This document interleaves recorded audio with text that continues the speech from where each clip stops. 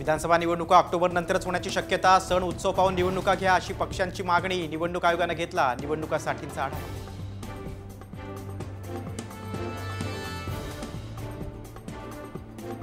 विधानसभा निवडणुकीत अजित पवार घड्याळाऐवजी दसऱ्या चिन्हावर निवडणूक लढण्याची शक्यता. शरद पवारांच्या पक्षाने चिन्ह बदलण्याची केली होती याचिका. महायुतीचा जागा वाटप ठरल्याची माहिती. नवरात्रीत महायुतीच्या उमेदवारांची यादी येणार. मंत्री सुधीर मुनगंटीवार यांची माहिती.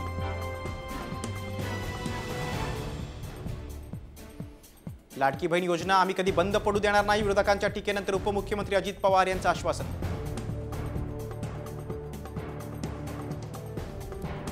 महाविकास आघाडीच्या मेळाव्याला हर्षवर्धन पाटील जाण्याची शक्यता. अकलूजमध्ये उद्या मवियाचा मेळावा. हर्षवर्धन पाटील तुतारी हाती घेणार का हा प्रश्न.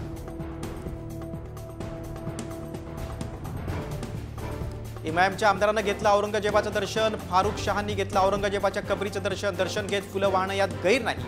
फारुख शहांची प्रतिक्रिया. रासप नेते महादेव जानकर यांचा महायुतीला इशारा. सन्मानपूर्वक जागा न मिळाल्यास 288 जागांवर लढणार. रासपची महायुतीकडे 35 ते 40 जागांची मागणी. काय करायचं ते विधानसभेपर्यंत करून घ्या. विधानसभेनंतर काही करायला मिळणार नाही. कार्यकर्त्यांकडे बघाल तर गाठ माझ्याशी. रोहित पाटलांचा माजी खासदार संजय काका पाटलांना इशारा. शिंदे गटाचे मंत्री दीपक केसरकर यांच्या मतदारसंघावर भाजपचा दावा. राजन तेली सिंधुदुर्गच्या सावंतवाडीमधून लढण्यास इच्छुक.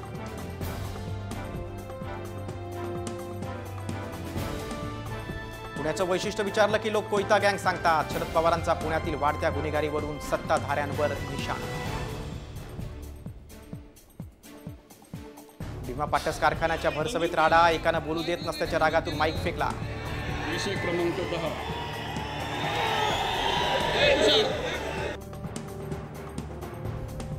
नाशिकच्या मुंबई नाका परिसरात महात्मा ज्योतिबा फुले आणि सावित्रीबाई फुले यांच्या पुतळ्याचं अनावरण. ऍडमिट असलेल्या भुजबळांचीही कार्यक्रमाला हजेरी.